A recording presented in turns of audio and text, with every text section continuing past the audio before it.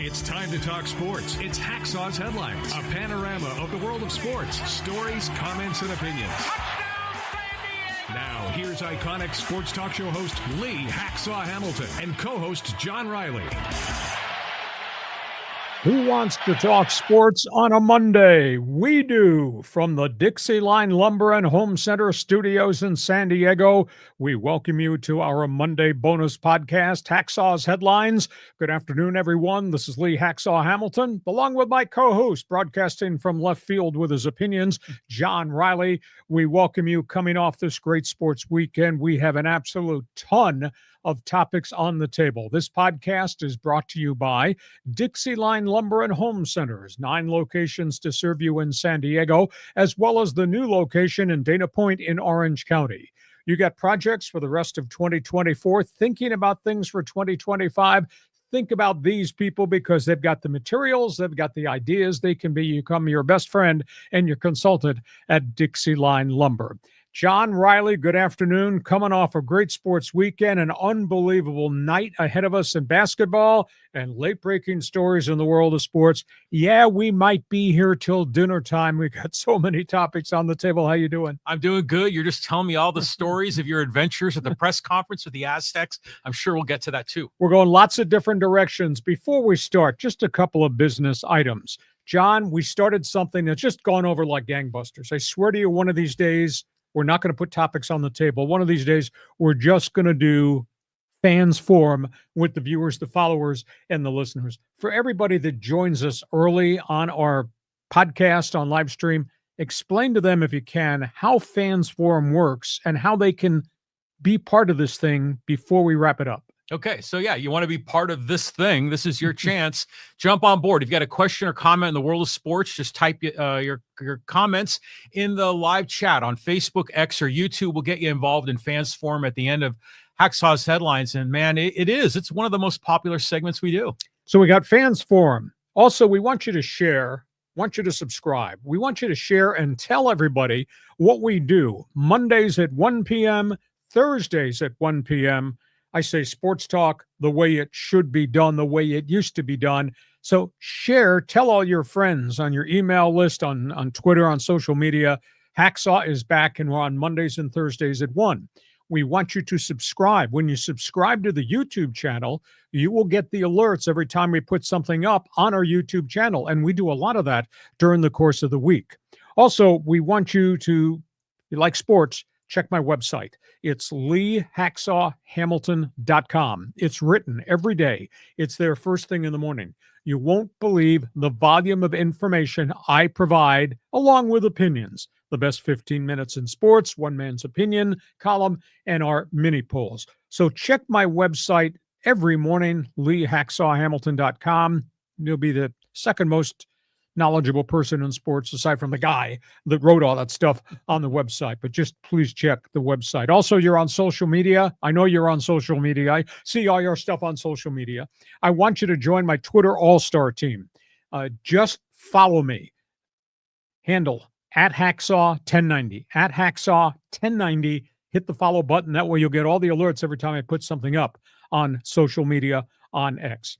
John, we're going a lot of different directions. Man, there's a lot of stories to talk about. Let's just get started because I watched too much NFL TV yesterday to the point my eyes were falling out of my head by 9 o'clock last night. I mean, that Charger game last night was something. Okay, let's just do a recap of the games real quickly here for you. And if you got a comment about one of the teams, one of the games you'd like to make, feel free. Chargers, Cincinnati Bengals. I said it was going to be a shootout. It had to be Justin Herbert versus Joe Burrow, and it was. First half of the game, here's Justin Herbert driving the Chargers down the field, built a 27-6 lead. And I thought to myself, God, that's what Air Coryell and the Dan Fouts era looked like. I mean, they were just launching missiles and rocket shots. He kept completing big passes, chunk yardage. He had a stretch.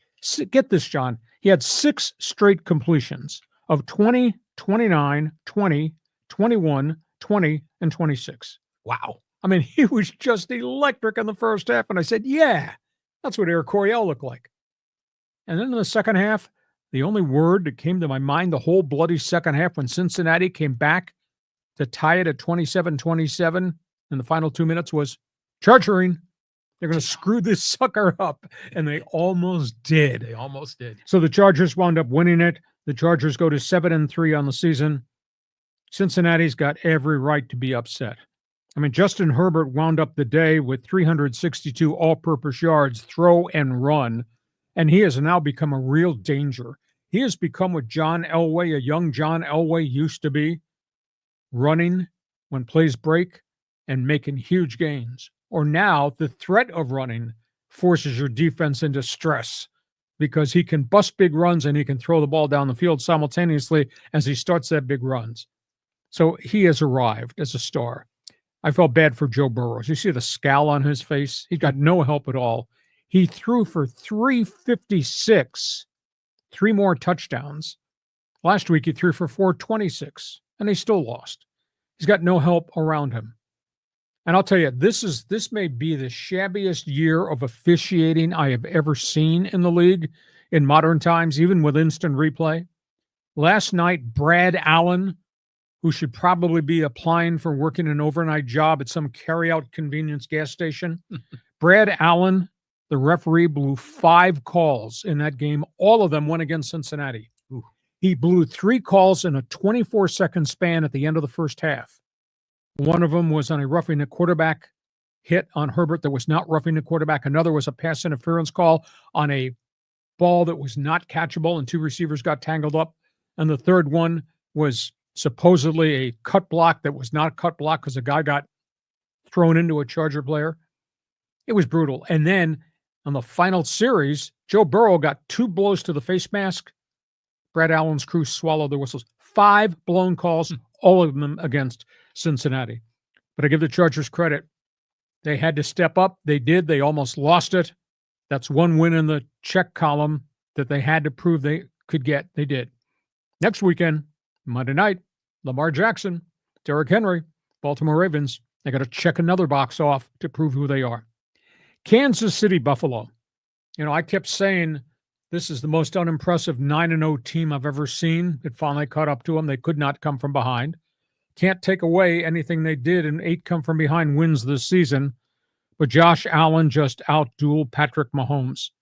Allen had 262 yards passing, 57 yards rushing, including the back-breaking touchdown.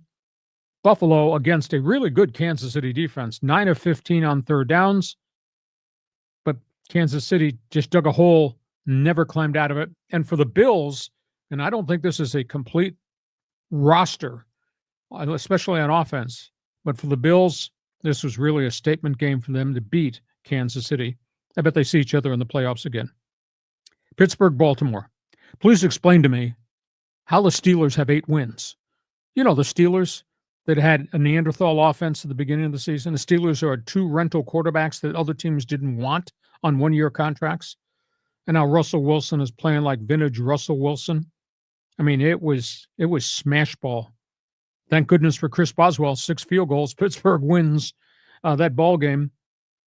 Defense had an interception, 2 fumble recoveries, 3 sacks, stopped the 2-point conversion, held Baltimore. Baltimore's offense was averaging 452, held Baltimore to under 250 yards, held Baltimore to 3 of 12 on third down conversion. Pittsburgh, they did all this with a Neanderthal offense.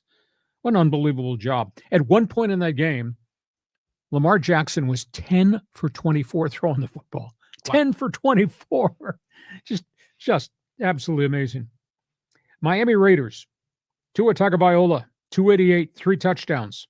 Gardner Minshew quit turning the ball over, but they don't have enough firepower. He threw for 282 as the Raiders go to 2-8 on the season.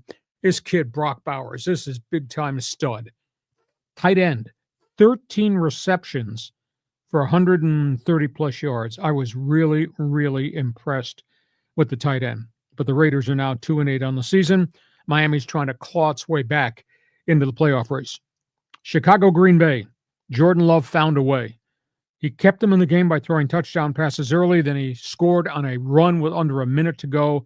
Green Bay finally put away the Chicago Bears. They had to block a field goal right at the end of the game to win that game. Caleb Williams, under the new offensive coordinator, didn't turn the ball over the first time, didn't take 9 sacks. as he did the week prior.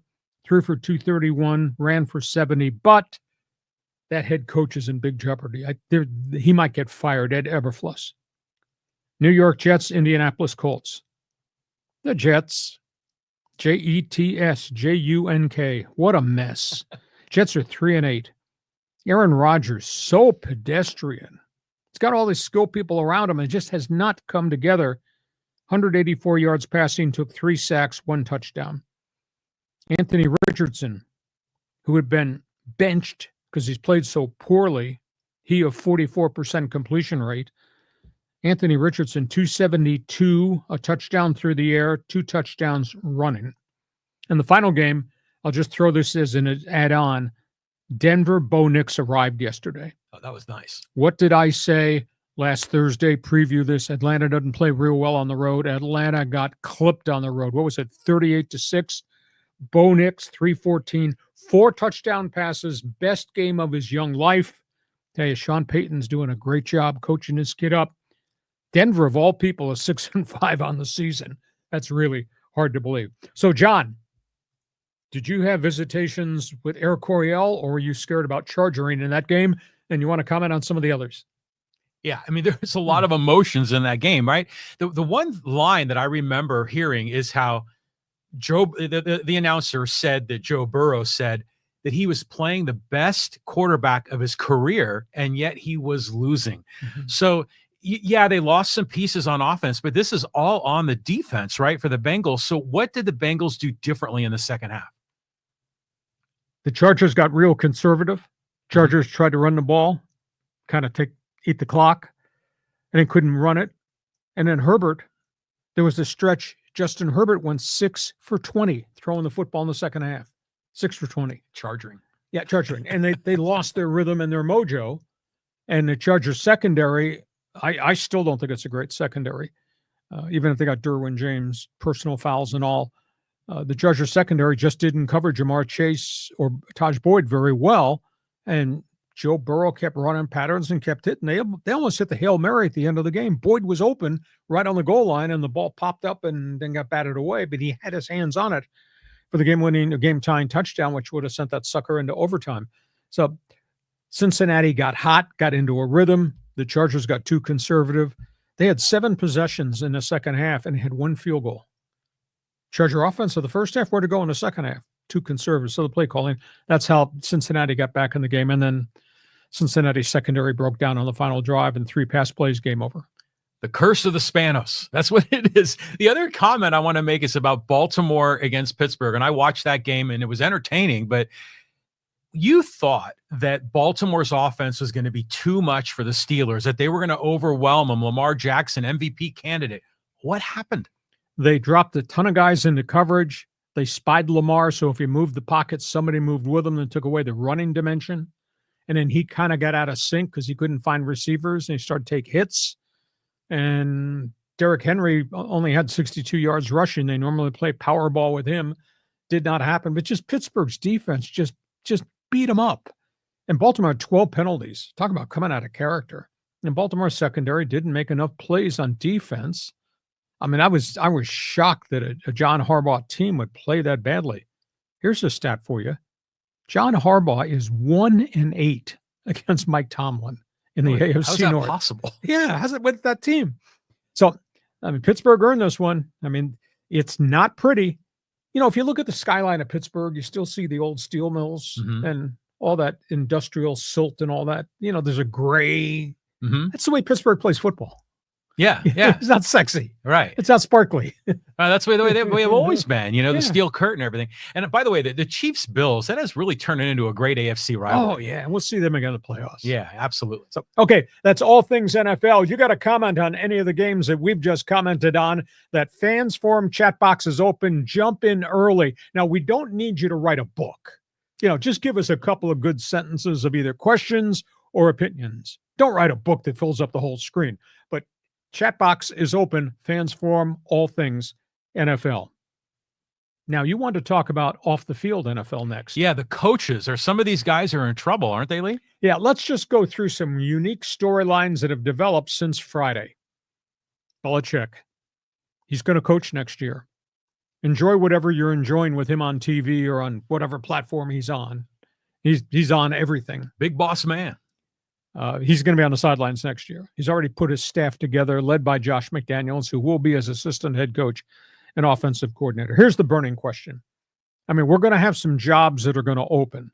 As we sit here on a Monday afternoon, it's a bye week in Jacksonville. I am surprised they've not yet fired Doug Peterson, the head coach, in the wake of 2-8 and just a catastrophe. That being said, it's a bye week. So if they don't get him on Monday, they might fire him on Tuesday. Anyhow, Jacksonville could be open. Giants, Jets, Dallas Cowboys, maybe the Raiders. Here's the burning question. You know what Belichick did, 6 rings and all that with the Patriots, because you know he had Tom Brady. But he did not do a great job drafting. So when Brady left, retired, went to Tampa, went on TV, New England fell apart, and then Belichick eventually vacated the job, was forced out. If you're one of these teams that's going to be looking for a head coach, would you hire Belichick strictly as my coach? Or would you give Belichick, based on track record 6 rings, full player personnel authority? That's the burning question for these teams that are going to have vacancies. You really think Jerry Jones would cede power, decision-making, player personnel power to Belichick? Interesting conversation point. I'm not really sure if Belichick's the answer. Maybe the game's passed him by, because without Brady, he's nothing. He's just a dude, like a defensive coordinator. So is he really the hot commodity? Well, a lot of people think he is, just based on track record, and dude does have 6 rings. So keep that in mind. Belichick's name is at the forefront of any conversation about coaching opening. Second storyline, Dallas Cowboys. This is really intriguing. Dallas Cowboys still have a head coach, but most everybody's opinion, Mike McCarthy and entire staff, all on the final years of their contract, are all going to be let go. Deion Sanders to Dallas. Michael Irvin is preaching to Jerry Jones, Neon Deion, Coach Prime to Dallas. So Deion had the lousy first year of Colorado, brilliant second year of Colorado. His kids leaving CU to go to the NFL draft, and Coach Prime is rumored to be leaving Boulder at the end of the season. There's a big sales pitch there. Third name, Tennessee Titans. Awful team. What's their record? 2-8, 3-7, whatever. It shows what a hell of a coach Mike Vrabel was. Oh, yeah. Mike Vrabel, of course, is on the street. He's acting as a consultant this year. I would assume he'll be somebody's head coach next season. That ex-Tennessee Titan coach is somebody you need to pay attention to. Minnesota Viking logo. It's not about their head coach. It's about the defensive coordinator. Brian Flores, architect of great defenses, used to work for Belichick. Brian Flores had good success in Miami, then got fired. He's rebuilt Minnesota's defense. Brian Flores wants to be a head coach next season. Flores is a hot name. Fourth one is the Washington Commanders offensive coordinator. Didn't do well first head coaching job, had flashes. Talking Cliff Kingsbury. Oh, yeah. He's a hot name that's out there too. And he's the one that's directly responsible for the X's and O's of what Jaden Daniels has become as maybe rookie their candidate in the NFL. So those are all things coaching storylines, but at the top of the list obviously has to be Belichick's name. Would you hire him as coach and general manager, or just as coach? Do you think Jerry Jones would give up power? Go ahead, John. The top story that you listed is Coach Prime, man. If Coach Prime back in the NFL, this would be great. I don't know, Dallas is pretty conservative, and Jerry Jones likes to run a tight ship. I don't know how much that would really go over. The comment I want to make is on the Vikings defensive coordinator, Brian Flores. Wasn't he the one that was involved in the head coach racial discrimination situation? Yes, the lawsuit is still there. Yeah, it's still and cooking. It's going to trial. Yeah, Good. He's suing the NFL and Roger Goodell and 3 different clubs, and there's a couple of other African-American coaches who lost their jobs, who thought they had other jobs to be hired, did not get hired. They're kind of part of this whole racial discrimination thing. But Brian Flores wants to coach in the NFL, and there are pretty good credentials there. Yeah, I mean, say what you will about the Rooney Rule and everything else, but it was clear that was a dog and pony show, that interview that Brian Flores went, because they had already picked someone. Yep. So hopefully he gets a chance and be able to prove himself. Okay, you're an NFL fan. You want to talk about Belichick. What do you think about Belichick and his rings? Would you grant him power of authority to be coach and general manager or just coach? Could you imagine? And the Raiders have always hired the shiny object. Can you imagine shiny object, Neon Dion, shiny object, Belichick. But would Tom Telesco, the new general manager, give up all of his player personnel power to allow Belichick to move to Las Vegas? It's fascinating. Does Tom Brady kind of whisper in Telesco's ear? Oh, if that's the case, then I guess Belichick wouldn't be going there. Okay, all things football hirings, jump on board. Fans Forum window is open. Third topic on the table. Let's talk college football. College football, the Aztecs had a rough go in Vegas. Oh, we're going to go a lot of different directions here. San Diego State got smoked at UNLV. They're now 3-7. There is no bowl game. The aura of Rocky Long, Brady Hoke, boy, that seems like it's a long time ago. It's not that far back. They gave up 515 yards in offense. Quarterback Daniel New got pounded through 2 interceptions. I went to the press conference today with Sean Lewis because I go to all these press conferences to ask questions, to get quotes and stuff and for stories and columns for my website. And I just kind of walked in the door and said, we're not going to listen to any more coach speak. We're not going to listen to any more attributes about players buying in, attitude's great. Your ass is 3-7. This is horrible. We're not going to listen to how you need more financial support. There's only 12,775 that showed up for your last home game, which to me is just despicable. I don't want to hear any of that. So at the end of the press briefing, after he had run through his regimen of coach speak, which I can't handle, I said, I want to ask you a question aside from Aztec football. And he said, okay. I said, let's talk about the state of college football, Power 5, the group of 4 that's left. Or it's actually Power 4, the group of 5. I said, what's your take on the state of college football, the NIL, and transfer portal, which I happen to think has been very detrimental to the game? So he started to give me a generic answer. So he looked at me, he finished.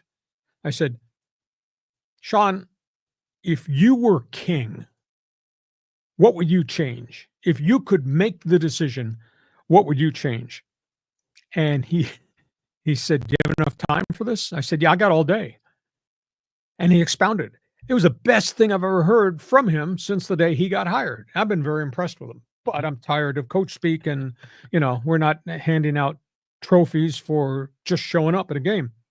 He went out and he just flat out said, if I were king, if you're taking my players in the transfer portal after I invested and taught these players and created this talent, the NCAA should compensate San Diego State for every player that's taken by a Power 4 conference school. We get a stipend. And I'd never heard that from anybody, that you're going to take the big guy from my team. You got to pay us a fee to take the big guy because we invested and believed and coached that guy up. Fascinating statement. And I'll tell you what, I bet there's a hell of a lot of coaches that would think that way. And then the other thing was the transfer portal. And I just readdressed it. You're the king. You had 42 players go into the transfer portal last year once you took this Aztec program. If you were king, what would you change about the transfer portal? And his response was, you cover the NFL, you cover baseball, you cover the NBA, you cover hockey. They all have free agency. That's what this has become. They have one window. You have a date. December 1st, free agent window opens.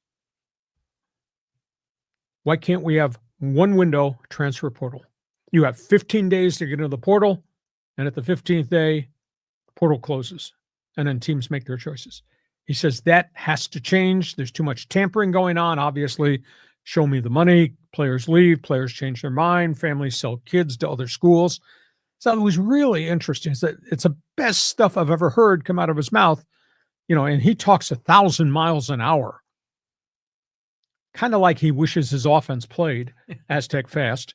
But it was really enlightening to actually get him to, quote, open up, step away from coach speak, and talk about compensation. If you're going to take my top wide receiver at San Diego State and he's going to a group of 4 school there should be a fixed fee for every player we lose to that group. That way, that would make us whole. We could use money then to go get other players. Fascinating there. And then obviously one window, not two windows for large periods of time where guys can come in, guys can come out. Interesting. So that's the Aztec story. By the way, the other team in town, we should just talk about this briefly. University of San Diego. Their coach is Brandon Moore in his second year. Last year was just a black cloud because of the hazing issues with players. He was not allowed to talk to the media, which I thought was garbage. University, I think, took a real black eye. They solved the problem with the hazing situation. USD is 7-3 this season. Hey, right on. One of the best 1AA defenses in the country. Quarterback Grant Sargent threw for 6 touchdowns this past weekend. They beat Stetson. What I'd really like to see USD do, but it would take a huge financial commitment because they're a non-scholarship program. It's kind of Ivy League academic. And they're in the Pioneer League, but you couldn't name a team in the damn Pioneer League, could you? No. University of Dayton, Presbyterian, et cetera, academia. I'd really like to see USD, because they are 1AA in essence without scholarships. Go to Big Sky Conference. Yeah. Play Montana State, which get good players. Now, to do that, you got to fund, I think it's 65 scholarships for football. I don't know how that impacts USD because of Title IX, but they need something because it's a good program. Dale Lindsey, former NFL coach, had been the head coach for a chunk of time and got them in the 1AA playoffs as non-scholarship, and they won games. I'd love to see them be a member of the Big Sky so the community, the student body, they don't go to the games. They can't identify with the University of Dayton or these other people.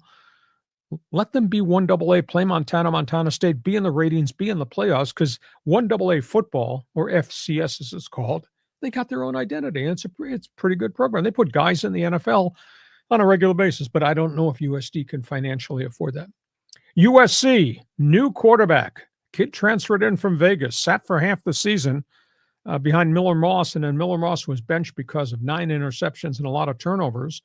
And Juden Mayava, Vegas transfer quarterback, who had a really great freshman year, led them to victory this past weekend.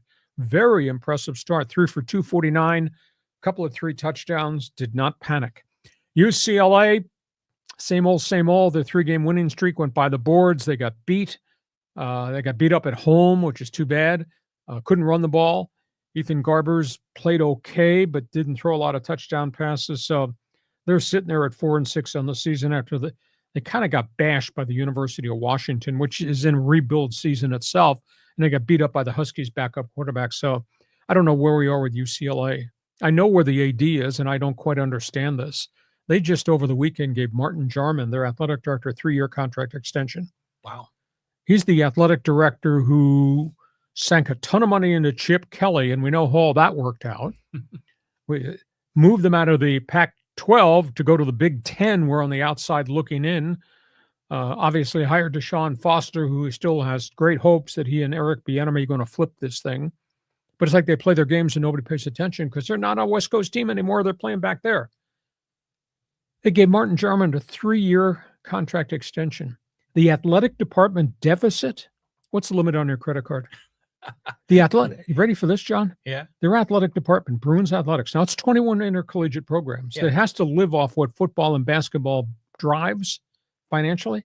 It's $167 million in debt. The athletic program. And overall, or just in 1 year? No, overall. Overall. Yeah. $167 million. They gave the athletic director a 3-year contract extension after the Chip Kelly fiasco, after the death of the Pac-12 that UCLA played a part in. Going to the Big Ten where nobody pays any attention to UCLA. So why would you give them a 3-year contract? I don't understand anything at UCLA. Well, students and taxpayers are making up the difference on that. You are, aren't you? Yeah, we're the ones that are paying. But, UCLA has a big athletic program compared to other universities. Well, so, most schools are 17 or 18. They got 21 intercollegiate sports. Yeah, and like Stanford has a lot too. Yeah, right? 21. Yeah. So, I look at these teams. First of all, San Diego State, yeah, it's a rough go this season. Hopefully, Sean Lewis can have a better year too. But it's interesting that you got him to break out of the mold, and you actually had to have a real conversation. And, we can debate some of those ideas, but I think those are innovative approaches. And I think those could have some upside for San Diego State and a lot of these other schools that are getting rated. Oh, it's a huge problem. He's fearful of December. I think it's December 3rd. Transfer portal opens. He had 42 go in the portal last year. What's going to happen this year? Of course, Aztec fan doesn't give a crap. Their students don't go to the games. There's 200,000 alumni who don't go to the games. And it galls me because I was a voice of the Aztecs in the Marshall-Falk era. We put the games on 690 with the Chargers. They were drawing 48 to 51,000 a game the Falk era. You do remember San Diego State, BYU, San Diego State, ties USC, San Diego State, UCLA. Where those people gone? And there's no NFL team here. And nobody's going to the games. Athletic department keeps making mistakes. Built the stadium. Stadium was repositioned in the sun, which is terrible. The prices are outrageous. And nobody's going to the games. How could a, quote, Division I, we're going to be in the Pac-12, draw 12,775 to a home game? Just seems like everything that could have gone wrong has gone wrong for San Diego State. The timing of the stadium, the move up to LA, the COVID situation and everything else. I just want to talk about USD for a moment. You're right. They have a legit program there. And are they the only West Coast Conference school that has a football program? They might be. Could be, because Occidental does not anymore. Cal Poly Pomona does not. Riverside. Well, none of those are West Coast Conference. I'm talking about West Coast. Yes. Yeah, like USF, St. Mary's, Loyola Marymount. Okay, you're talking West Coast Conference. Yeah, they're all basketball schools. Right. So I think they're the only one that maybe has a football program. It's interesting to think about like 40 years ago in San Diego, where the Aztecs had a Division I sports program and they weren't very good, or they played, they were good in the 70s, but it was a different level of program. UCSD was Division III. USD was not really on the map much. And now the whole thing is growing up.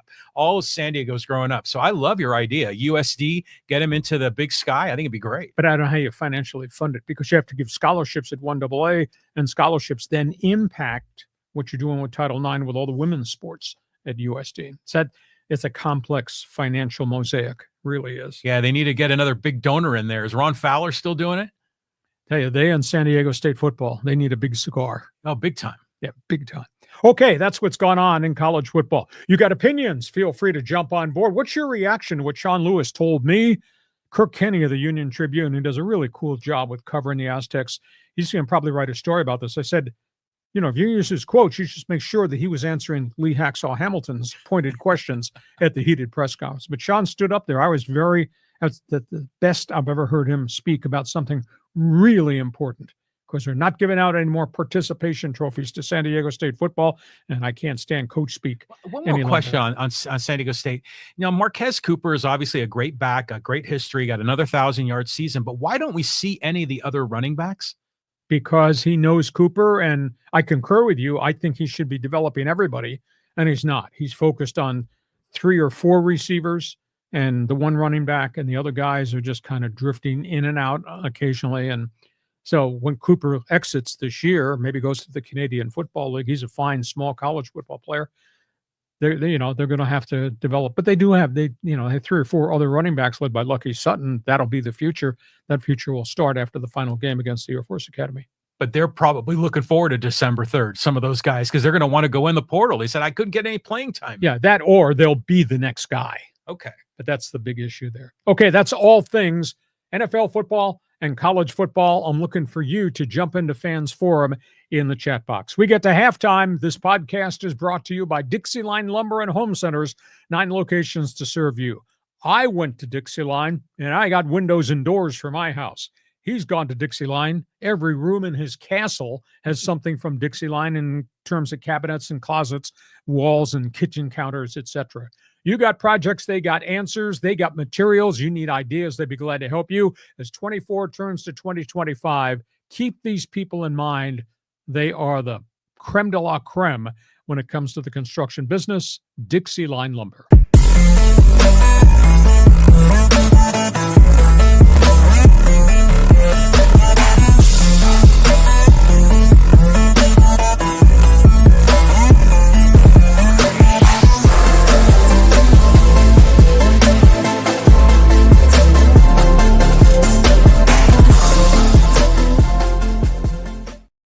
We go to the second half of our Monday bonus podcast. Just a couple of items. When we're done, we open it up for your questions and comments. It's called Fans Forum.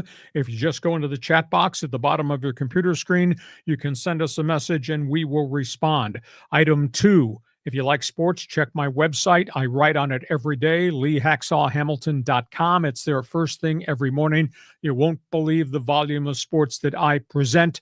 That's every day, Monday through Friday on the website. Also want you to join my insiders group. There's a big orange box right on the home page of the website. Fill it out. You'll get emails, special things that we're offering. Want you to share, want you to subscribe. If you share, tell your friends. We do this podcast Mondays and Thursdays at 1. Subscribe to the YouTube channel. That way you'll get alerts every time John or I put something up on the YouTube channel, which is an awful lot of different days of the week. There's all kinds of different content there. And then the final item, if you're on social media, and I know you're on social media, I want you to follow me, join Hacksaw's Twitter All-Star team. Just go to my slug line at Hacksaw1090. Hit the follow button. Follow me, Lee Hacksaw Hamilton at Hacksaw1090. John, we go to the second half of the podcast. And if it's not football everybody's paying attention to, it's free agency and baseball. Baseball and Dodger fans are like still enjoying their victory. But Tampa, more updates on the stadium? Oh, this is bad. You know, we talked last Thursday about the fact Major League Baseball and the Tampa Bay Rays and the New York Yankees reached a solution for Tampa, which is a homeless team, because of the damage from the hurricane to Tropicana Field. Legends Field, Steinbrenner Stadium in Tampa, Yankee spring training site, seats 11,000, will host all Tampa Bay games next season. 24 hours after that happened, St. Petersburg City Council canceled plans to vote on the financing for repairs at Tropicana Field and postponed a vote on funding the new baseball stadium on the other side of the bridge in St. Petersburg. Sunday, Stuart Sternberg, the owner of the Tampa Bay Rays, went public and said, if you cannot help us after what you agreed to do for us, this franchise would be in jeopardy. It could move. And within 24 hours, people from Montreal and from Nashville called Sternberg to say, are you willing to talk? Montreal is in the middle of renovation of Olympic Stadium. Nashville has been pushing to build an expanded stadium in a market that they think is going to be very, very viable for Major League Baseball. So, John, this is just shocking what's happened in Tampa Bay from last Thursday when we were on the air when they thought they had the solution to the mess that's occurred. St. Petersburg's officials and the city council, the president of the city council says, we had destroyed water systems, fluoride systems, all types of infrastructure, electronic grid problems. And we're supposed to give you $380 million immediately to fund a baseball stadium when we got all these other societal problems we have to take care of. Sternberg was really upset, and St. Petersburg officials said, we have to take care of our population base, just not pamper a baseball franchise. So this was a really bad situation in Tampa.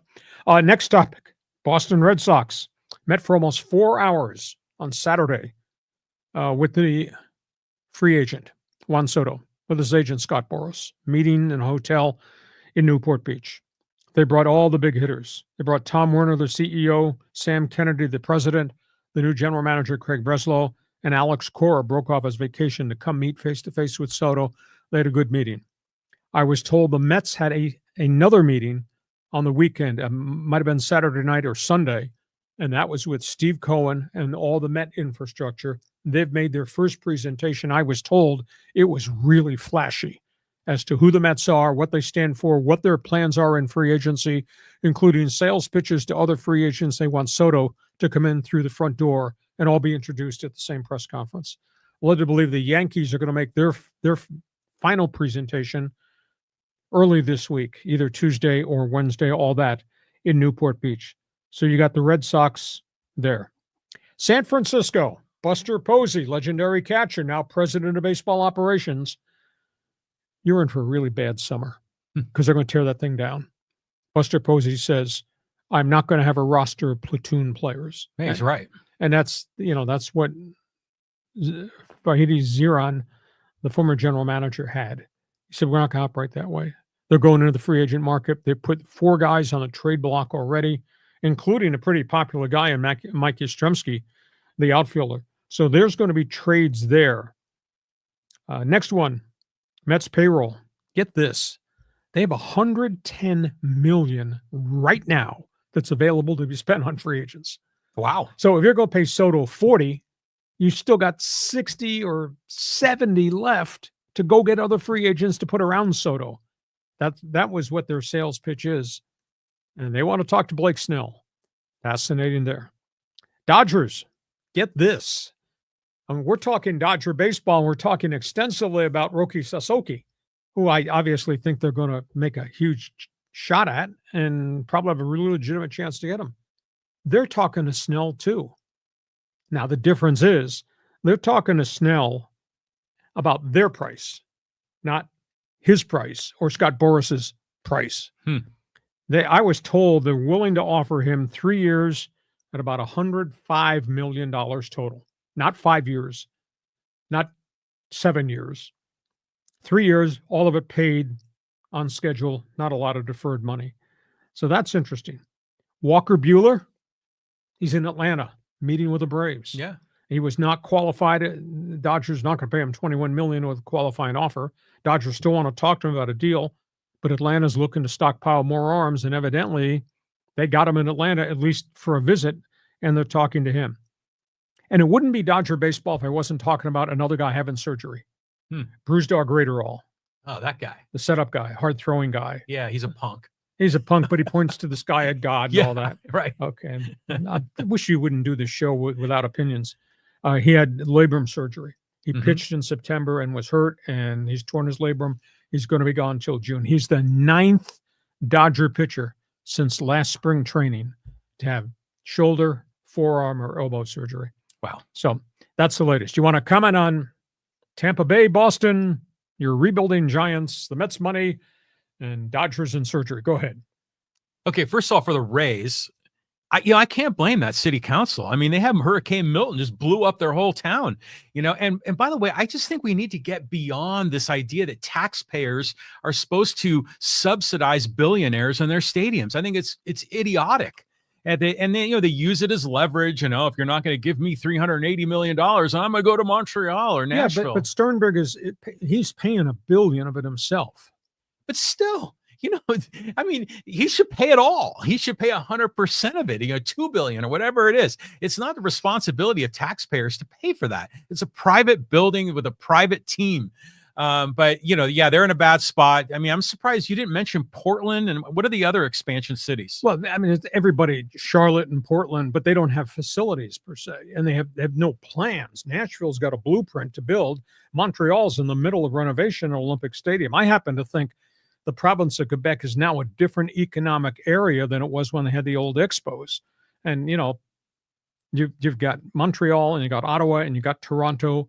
It could be a great regional franchise. And the economics of the Canadian dollar versus the American dollar are different now than they were in the 1980s, 1990s. So, but we'll see what Sternberg comes up with. He was the one that initially floated the idea of playing part-time in Tampa, part-time in Montreal, and baseball said no. Yeah. But now he's got no place to play, really, in Tampa. And now he'll have a place to play. Montreal. Yeah. Stadium. Yeah. So, I mean, it's interesting. And the Red Sox making a run at Soto. They've got to obviously do something. Posey's right with the Giants. They got a bunch of like these meh players like Lamont Wade Jr. and like you say, Mike Yastrzemski. They show flashes, but they're not championship caliber players. So I like the fact they're making those moves.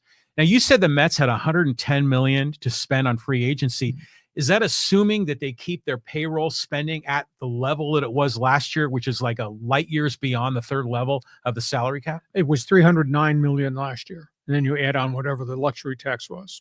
Steve Cohen wrote the check. No problem. He says, I'm going to write the check again. We're going to spend it. Right. Well, so can you imagine making New York taxpayers have to subsidize that too? I mean, that would be ridiculous, right? So I'm glad that Cohen is stepping up. And the Dodgers, I mean, Jesus. I mean, first of all, Dodger fan right now, they are still peacock dancing about their World Series victory and slamming Padres fans. And it's just like, man, have some grace and dignity with your championship. Bull crap. It's a rivalry. It is a rivalry. Okay. So, but the fact of Bueller leaving doesn't surprise me. And then what was, the Snell deal. Snell is such a mystery. You don't know what he's going to be, but it would just be heartbreaking to see Snell pitching for the Dodgers. Oh, now you're speaking with your heart, being a Padre fan. And a Giants fan. So I don't want to see Snell there. So you're as bitter. I am bitter. But, the Dodgers, just the rich get richer, right? Okay, you're a baseball fan. Jump into the conversation point here. That Fans Forum chat box is open. You need to fill up this box that's on our computer with questions and answers. We go from baseball. We got hoops to talk about. Big game tonight. Gonzaga, San Diego State. Here we go. Best in the West. We got two great coaches. I think we all honor Brian Dutcher for what he's accomplished at San Diego State in 8 years as head coach. Prior to that, as the right-handed man trusted to Steve Fisher. We know what Mark Few has done. Here come the Zags. They are loaded. Gonzaga averaging more than 95 points per game. They're 3-0 on the season. They start a front line that goes 6'10", 6'9", 6'7". They can all score. They got two guys in the backcourt. Between them are averaging 28 points per game. They're big. They run. They convert. Their game is transition. And that game starts at 7 o'clock tonight. You go outside the back door, you smell burnt rubber. That's probably Gonzaga going up and down the floor. Yeah, that's who they are. They're fast. That's going to be fun. Aztec fast. Now, Aztecs got their hands full because their bigs are a little bit overwhelmed at this point. The only equalizer is State has proven right now they can shoot threes. They made 18 threes against Occidental. That's Occidental. But they're going to need threes to stay in this game. I hope it's not 81-52, but it could be 81-52 because the Zags are really that good. Hey, we've had a lot of dialogue about the NBA TV contract, and all of sports is signing new TV media deals and bringing streaming into the mix. And we know about the disaster. NBA signed Amazon for a streaming package. TNT, which had the rights, sued, said we had a right to match. And the NBA came back and said, you don't do streaming. You don't have a right to match the Amazon thing. TNT sued them. They just settled it out of court over the weekend. This is really interesting because did you know Charles Barkley was finally told what he was going to do? Charles Barkley became a bargaining chip. Charles Barkley, really? He was running his mouth saying, you screwed this thing up, TNT. How dare you let us lose our job, blah, blah, blah, blah. And he said, we'll keep this together. Well, TNT still owns the rights to This Is the NBA pregame show, postgame show with Sir Charles, Kenny, the Jet, and Shaq. Okay. They have sublet this lawsuit. They have taken the NBA show and they're subletting it to ESPN and ABC. They will carry it. TNT owns it. They will sell it. They will make profits off it. So the NBA, in trying to get out of this lawsuit that TNT filed, says, okay, this will be the financial settlement. You can keep that inventory. You could sublet it to ESPN. ESPN will get the ratings because they'll have Shaq and Sir Charles on the pre-post show. TNT is going to get the volume of money because they'll be able to inventory it. That's a good idea. Yeah. And then as also a byproduct of this, TNT also had another contract with the NBA. TNT handles the club's digital accounts, websites, things like that. They do all that. NBA is allowing them to keep it. So the NBA said, okay, this is the way we'll financially end this lawsuit. You keep, this is the NBA show, you can sublet it, and you keep digital so you can make money off it. So everybody's happy, though TNT won't have any games. Isn't that fascinating the way that thing worked out? That worked out nice, I think. And Sir Charles was told this is where you're going to work. Well, yeah, because I think, everyone likes that pregame show, and it doesn't matter what network they're on. Exactly. You'll find it. So that's the latest there. One other note. We deal with a lot of athletes. We have to cover a lot of stories. Some of them are great. Some are really stupid. Please explain to me why LaMelo Ball would do this. TV interview over the weekend talking about Charlotte-Milwaukee game. He used a homophobic slur when talking about Giannis Antetokounmpo, the BUCS superstar. Yeah. He got fined $100,000. What an idiot. Now, why would you do that? Yeah. I mean, God.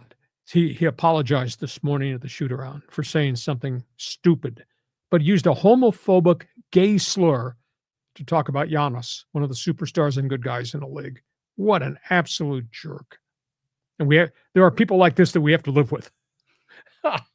I mean, just like, you should learn by now that You think? yeah, and have a filter. I mean, just generally speaking, when you're in front of a microphone or a camera, you kind of have to have like a second persona that's a little bit different than your regular persona so that you're above board on all this stuff. But what an idiot. Loving the NBA, on TNT. I like that pregame show, and Ernie Johnson. He's coming for the ride too, right? Exactly. Yeah, so that's a great crew. I love those guys. So I'm happy that they still keeping them together. But the Aztec game tonight, man, it is going to be lit. It's going to be so fun. It's going to be jam-packed. The show's going to be there. Everyone's going to be dialing it up. Have you heard any news about Miles Bird? Is he going to play? He was on crutches this weekend, did not practice. He was out of the boot, but I don't see how he can play. And Brian Dutcher said on Friday, if he's good to go, he'll go. But we have to keep the big picture of the whole season. Yeah. If he goes and aggravates it or can't operate on it and further it makes it worse, what's the value? So if he has not practiced at all, so I have great reservation not to even use him right now because that evidence is significantly high ankle sprain. Yeah, I'm hoping he can do it. I hope he can pull it together. But you said they've got those big games coming. Is that this coming weekend? The following week. The following week. Okay, so he's got another 7 days or so. Yeah, before they go to Vegas for the tournament when they play Creighton and they're huge, big scoring forward, and then they play Oregon, and then maybe they play Tennessee. So they got three big games in Vegas. So you don't want the season to get away from you because you asked Miles Bird to play and then he re-aggravated the ankle. I always take safety first as it relates to players. Well, how about, just think about all the different characters are on this roster. You got Nick Boyd, who came over from FAU, and that kid has a great, a three-point shot. He's a great leader, like a Lamont Butler. You got McKinney and all of his grit and his anger. Yeah. The USD transfer. Yeah, so he's experienced playing Gonzaga. And then Magoon Guath. I mean, that guy is special. The potential is right there in front of you. It's not here right now tonight, but you can see it and say, wow. Now, I hope they can hold on to him. Yeah, well, yeah, he might go into the transfer portal again, too. And then even like Pharaoh Compton as a freshman and Taj DeGorville, they've shown a lot. And gee whiz, you still have Miles Heide. I mean, there's a lot of guys there. They could make this thing interesting. But I'll tell you what, I remember Graham Ike when he played at Wyoming, and that dude was good. And he's, the most unique thing, he stayed. He could have gone to the NBA 2 years in a row, and he stayed at Gonzaga after he left Wyoming. Well, now he might have a shot at the NBA if he has a good year. Yeah. So that's where we are. You get basketball comments, feel free. Jump on board. Hockey Hotline is open for the O Canada group. You got some topics here, John? Yeah, the Hockey Hotline. Here we go. Hockey and violence. Oh, that caught your attention, didn't it? Yeah, I got a real beef with the National Hockey League right now. The violent aspect of the game has started to get out of control again, and it really bothers me. We saw a brutal hit on Vancouver's 40-goal scorer Brock Boeser a week ago by a Toronto player. We saw another violent incident this past weekend in a Toronto Maple Leaf game against Edmonton on Saturday. Darnell Nurse, their star defenseman, got nailed in the face by a shoulder by a Toronto player. He suffered a concussion and eye damage. The player was hit with a 5-game suspension and I think a $45,000 fine. I just have a huge problem as to why this stuff just continues on the ice. It's a fast game. I understand it's a physical game. You got players who are much more physical, much more bigger, and the point of contact is much more violent. And yet, this head-hunting stuff continues to go on almost game by game. Open ice hits or cross-checking guys from behind and putting them face first into the boards, which is a match penalty, and the league just does not control it. So I don't know what the Players Association should do, but they represent every player.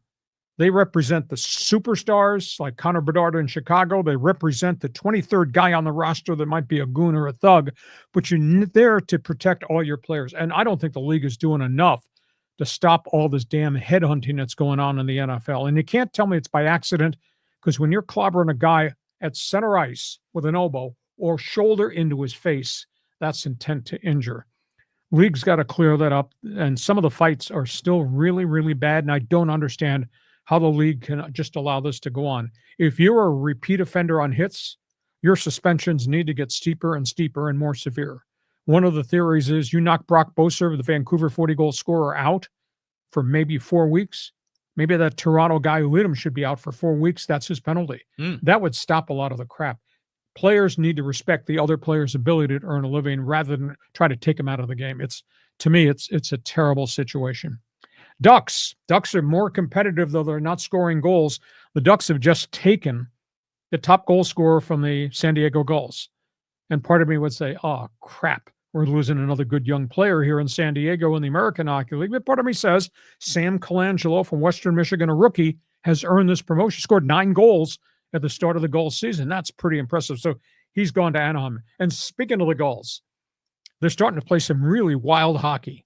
They've been in holes. They gave up 5 goals on Saturday night or Friday night in the first period to Bakersfield. 5 goals.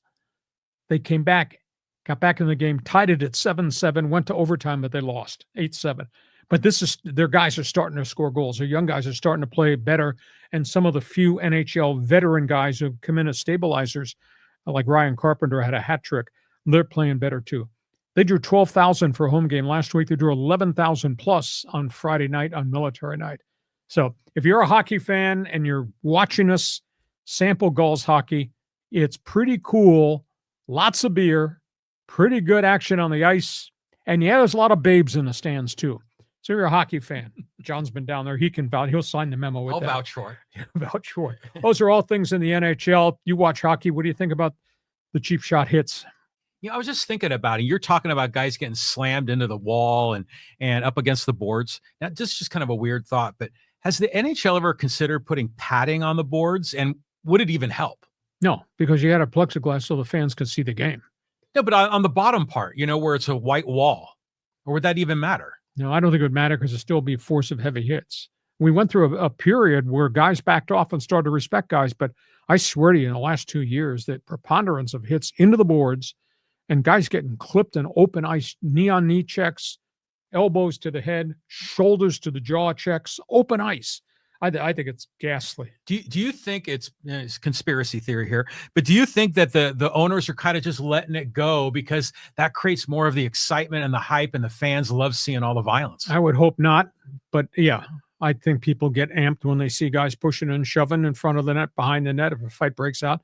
I just know the violence and the concussion issue and the dangers of CTE when you have fights. I mean, there's a number of NHL, quote, tough guys who died, who committed suicide because of concussions they suffered being the policeman on the ice for their team back in the 60s, 70s, and 80s. And we now know a lot more in sports medicine about CTE, concussions, etc. League cannot allow this to go unsanctioned. I'm surprised, when people are on ice skates, that's a blade, on the ice. Has anyone ever had like a finger severed? Oh, yes. It happened. Guys have had veins cut because their gloves come up here, but something, if your arm's at a different location, you can get a skate cut across a vein. And then you could bleed out. Yes. And I was in the minor leagues with guys who fell behind the net and a guy fell over them, pure accident, severed an artery around the neck. They saved the guy's life. That's real dangerous stuff. I'm talking about not accidents. I'm just talking about the violence. The American Hockey League and junior hockey has now sanctioned throat guards. Everybody wears a throat guard now in the AHL, not in the NHL. That's a player's choice. Why? Because the player who died in England last winter, that former New York Islander player, he got his esophagus slashed when a skate hit it. When he went down, a guy fell over him. Yeah. So the violent aspect is one. The safety aspect, they've done everything else in terms of the eye shields. The helmets are much better now than they were before. Do they enforce this differently in the minor leagues or in college hockey? College hockey, everybody wears throat guards. Everybody wears cage face masks. But as far as the hits, the brutal hits, do they enforce it and suspend guys more quickly in the minors? Yeah, and there's no fighting allowed in college hockey. Mm-hmm. There's a lot of stick work in college hockey, but the guys are much more protected because they're wearing full cages. But American Hockey League, guys wear shields. Everybody is now wearing throat guard protectors, so you don't get hit in the throat with a puck or a stick. Or unfortunately, guys fall and guys get clipped on their neck.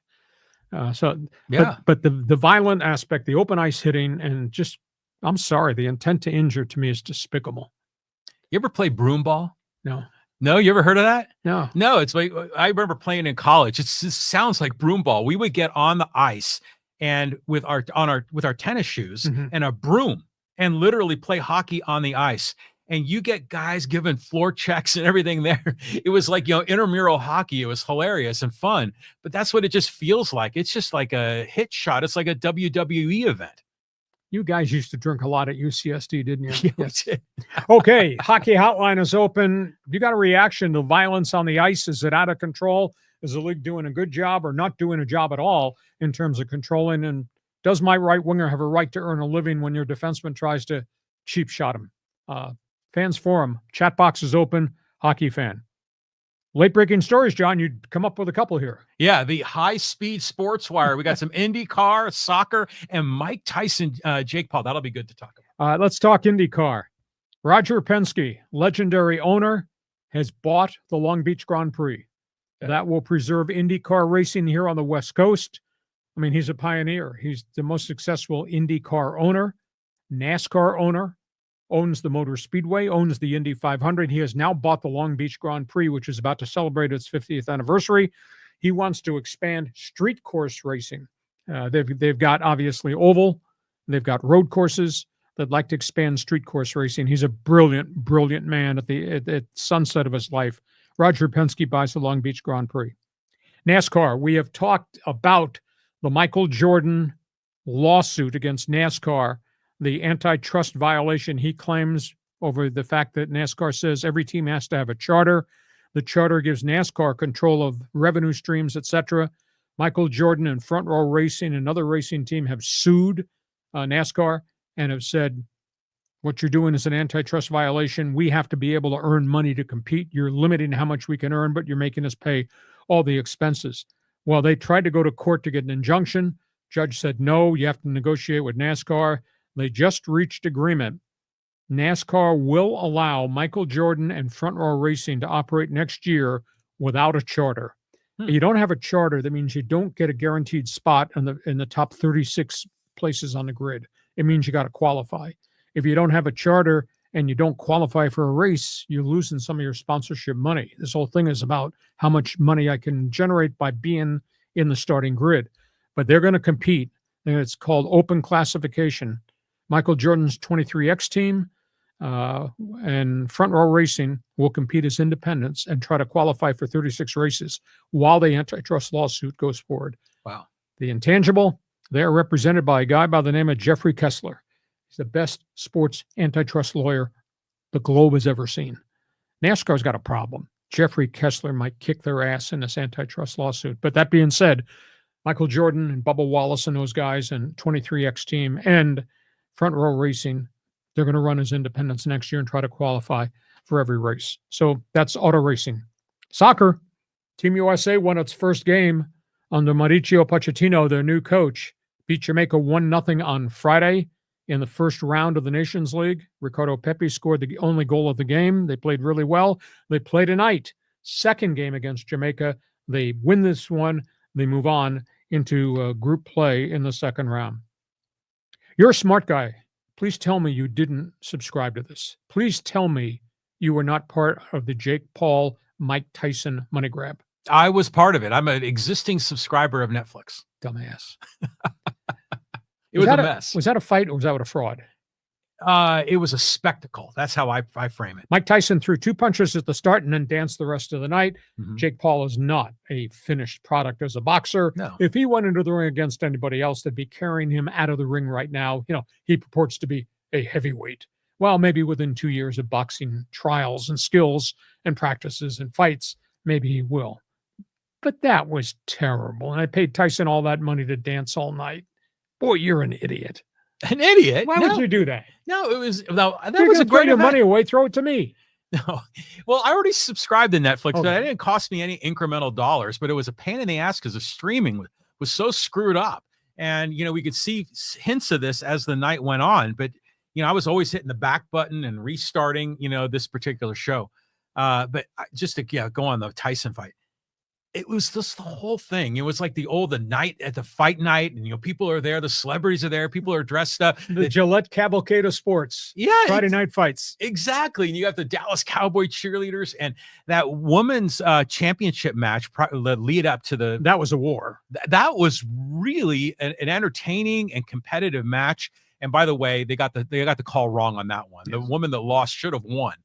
And then, even the early bouts, I'm not necessarily big fans of boxing, but I just, it's just the romance of boxing and all the boxing movies that we watch. It was just kind of fun and a little different than watching MMA.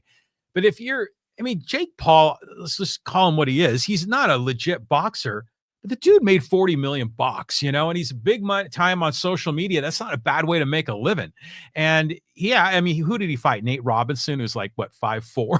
Or something like that. Former NBA player. Yeah, exactly. Who got knocked out too. Yeah, exactly. So, and it was just neat seeing Mike Tyson again, because we all loved what he was when he was at the top of his game. He was so magnificent. And Mike showed his age, but Mike got paid too. And so everyone seemed to be pretty happy.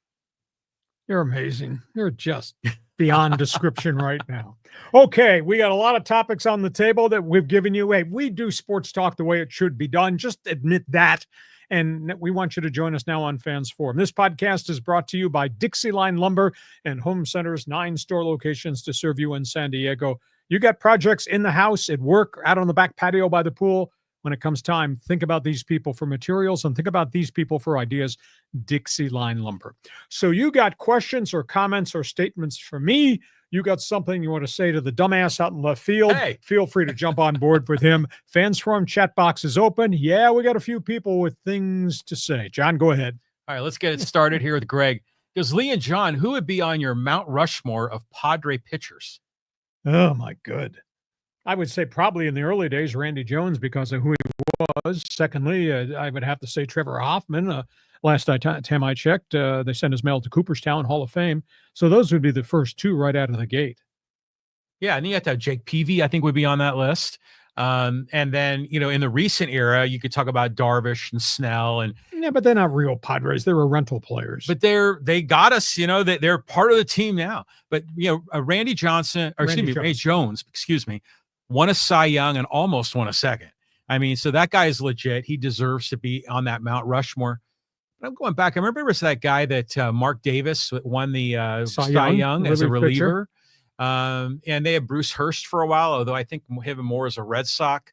Who else? I was thinking long-lasting Padres, guys that really had identity here. Trevor Hoffman and Randy Jones probably are 1 and 1A. Yeah, well, who else pitched for that would maybe be Hall of Fame level? There was Gaylord Perry, but he played for every team. He was a rental. He was a rental. Well, came up from the minors. Andy Bennis was something. Jake Peavy definitely should be on that list.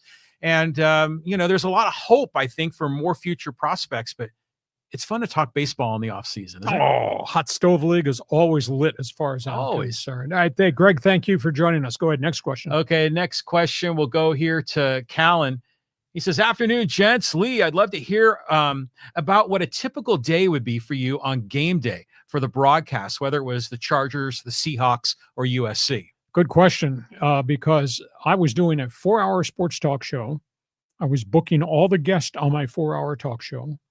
I was a solo host on my talk show. So that was my Monday through Friday. And in the evenings, I would do game prep. I look back now, I say, how the hell did I do all that? Because I was raising kids at the same time. Yeah. So I would look at video normally on Tuesday night of the Chargers' next opponent or the Seahawks' next opponent. Wednesday, I would start working on charts because you have these big flipboards you use with the players and their statistics, et cetera. It's always right there in front of you when you do the play-by-play. And usually on Thursdays, I would do notes. I'd have a legal pad with notes split of Chargers, Denver Broncos, things that I thought were fascinating to talk about. And then I do also spend the same time when I was doing USC and San Diego State. I'd spend part of a night doing boards for the Aztec game or the USC Trojans game. You do research about, I read press releases and stuff. So, and then I'd go do the game on Saturday and go do the game on Sunday. And towards the end, I was meeting myself coming and going in the airport. I don't know how the hell I did what I did. The most fascinating story, the last year that I did all of it, I did the 4-hour talk show, and I did the Seahawks, and I did USC. And we had a bye week going into Thursday, Thanksgiving. I came home on Wednesday, and I was wiped out. I went to bed Wednesday. I did not get up till 1:30 on Thursday and had Thanksgiving dinner with my family and kids. And I went back to bed at 3:30. And I slept till Friday. My wife was so upset at me. Oh, bet. I mean, I was on a treadmill. I love the regimentation. I love the preparation. I love game day. It was always an adrenaline rush for me. But man, I look back and say, how the hell did I do all that? And I did it for 17 years of the Chargers, Seahawks, Chargers, Aztecs, or Seahawks, USC. And I was coming and going in the airport. You were Monday through Friday on the radio, and then you have 4 hours a day. 4 hours a day, and then you're doing college ball on Saturday and the NFL on Sunday. That's unbelievable. I mean, so now a question I have for you is, like, during the week, did any of the teams give you maybe special access to the coach or to the players for interviews? Oh, yeah. I'd go down when the locker room was open. I'd go do it in the early afternoon as part of my talk show, but also to do pregame packaging. I also packaged the whole pregame show myself. You know, we had a 9-hour game day on the Chargers. I remember that. Yeah. I mean, that was a lot of work, a lot of interviews, and I went and did a lot of that stuff. And then we had other people voice some things that I'd write for them. So I was doing stuff for NFL Films. They'd call me and say, we want this, this, and this from last Sunday's broadcast. And I'd have to go chase it and feed it to them. So you're right. I was bleeping brilliant. I mean, it was hard. You're the James Brown of sports journalists. Hardest working man. Now, did the teams ever kind of give you information, say, hey, say this, say that? No. Well, one time we had an incident on a Charger flight where a player got arrested as he was boarding the flight, and they didn't want us to talk about it. I said, we got to talk about it. It happened. It's newsworthy. I just happened to be there and I saw it. So we're going to talk about it. And it was one of the Charger linebackers got arrested on traffic violation. We were in Miami, and one of the Charger linebackers got arrested on possession of cocaine in Miami, Chip Banks, former USC star. And I went to the general manager because I did a pregame segment with the general manager at that time, Steve Ortmeyer. I said, I'm going to have to ask you about this because I have my job to do. I'm going to ask you. You say whatever you want, but I'm going to ask you about Chip Banks got arrested Friday night. What's the status? What are you doing with him? And Steve understood what I had to do. And then he answered the questions. So, we were never told, don't say this. I'm not going to cede to that. I'm going to do my job. Good for you. Yeah, you have you have the integrity of the finest man in sports broadcast journalism. That's a great question. That's how we got to where I am. Please explain to me how the hell I executed all that, because now I look back and say, I can't believe I did all that. But I did it because I loved it. Well, and I was listening to you 7 days a week. I mean, it was unbelievable. Okay, let's keep going. We'll go to Chris. Saw huge news across my high-speed sports wire. Since USC has been placed on probation, the university can now fire Lincoln Riley and not owe him a penny as far as the buyout goes. Personally, I think he deserves more time to fix this thing, but this is a bleeping game changer. A penny for your thoughts. He is not going to be fired. He didn't violate anything. The NCAA did not sanction him. The rules had changed as it relates to assistant coaches and volunteer coaches not being allowed to be on the field with players during spring ball or practice. The rules then changed, and Riley there were 11 violations over a 2-year span. He was not paying attention. They said, it's your program. He admitted it was his program. He needed to do a better job, but they cooperated fully. They sanctioned the football program already. USC did in-house. What was different about USC in this leadership is when the NCAA came to them and said, we've uncovered this, USC said, we'll take action, and they did. That's different than the Mike Garrett era and the whole Pete Carroll, Reggie Bush thing, where Mike Garrett's response is, yeah, everybody wishes they could be like us at USC. And the arrogance with Mike Garrett was unbelievable. And that's what got him in all kinds of trouble, because they were non-cooperative with the NCAA. So he's not going to get suspended. He's not going to get fired.